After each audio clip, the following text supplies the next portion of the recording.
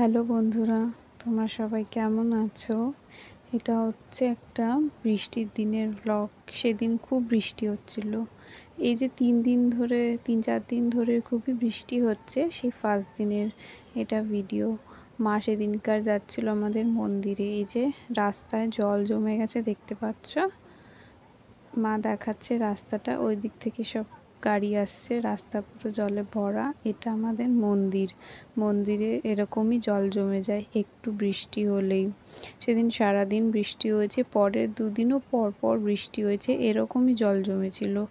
মা মন্দিরটা খুলছে, দেখো আমাদের মা রয়েছেন ভিতরে, তো সেখানে ভিতরেও জল ঢুকে গেছিলো মন্দিরের ভিতরে। মার তো থাকার জায়গাটা একটু উঁচু করা রয়েছে, তাই জন্য ওনার অবধি পৌঁছায়নি, বাট ভিতরে ঢুকে গিয়েছিলো। যে থালা বাসন সব ভাসছিল জলের মধ্যে, গামলা শুদ্ধ।